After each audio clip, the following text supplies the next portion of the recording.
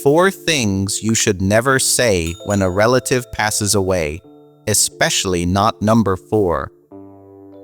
You ever notice how everyone suddenly becomes a philosopher when someone dies? And somehow, the worst sentences come from the people trying their hardest to help. Today, we're breaking down 4 things you should never say when a relative passes away, and trust me, number 4 is the one almost everyone gets wrong, and it hurts the most. And yes, this comes from a real story, one that still stings. 1. They're in a better place. I know, it sounds comforting, and maybe eventually it is comforting, but when grief is fresh, it can feel like you're telling someone their pain doesn't matter. I remember when a family lost a cousin, Justina, who died unexpectedly. The very first words someone told her mother were, "Well, she's in a better place now." And I watched. The woman didn't cry, she went blank, because in that moment, better place didn't ease the ache. It only highlighted the empty chair at her kitchen table. Better approach. I'm here with you. I'm not going anywhere. Short, human, real. 2. Be strong.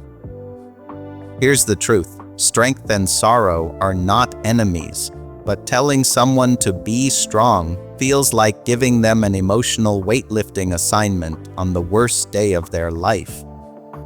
When an uncle of mine died, I heard someone whisper to his teenage son, "Come on, be strong for your mom." I watched the kid's shoulders literally rise, like he suddenly had to carry the whole house. Better approach. You don't have to hold everything together right now. That sentence alone can pull someone back from drowning. 3. At least they lived a long life. This one hides under the disguise of gratitude, but it's a trap, because pain doesn't check the birth certificate before it hits. Loss is loss. I once talked with a man in his 60s who had just buried his 92-year-old mother. He told me, "People keep saying I shouldn't cry because she was old, but she was still my mom." Age doesn't cancel grief. Love doesn't fade by the decade. Better approach. Tell me a story you loved about them. It lets the person honor the life, not defend their right to mourn. And 4. God needed another angel. Okay, this is the one that hurts the most. And yes, I know it's said with good intentions, but this idea paints God as someone who takes our loved ones away because he needs them more than we do. That's not the God Jesus Christ shows us. I remember a widow at church whose husband died after a brutal illness.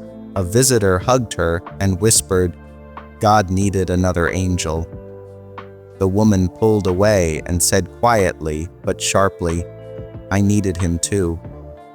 She wasn't rejecting God. She was rejecting a sentence that made her loss feel assigned, or worse, ordained. Better approach. God is close to the brokenhearted, and I believe he's holding you right now. That's Psalm 34.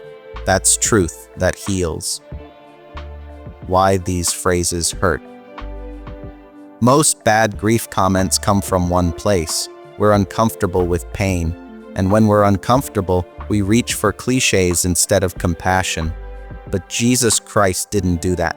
He wept, he stayed, he entered into people's sorrow before he lifted them out of it. That's the model. What we should say instead. When someone loses a loved one, give them something better than a slogan. I'm here with you. This is hard, and you don't have to pretend it's not. Your grief matters. Tell me about them. I'm praying for you, and I actually mean it. Sometimes the holiest ministry is simply showing up. If this video helped you, share it with someone who may need gentler words today. And if you've ever heard one of these painful phrases or accidentally said one, you're not alone. We're all learning how to love better. See you in the next video. God bless you.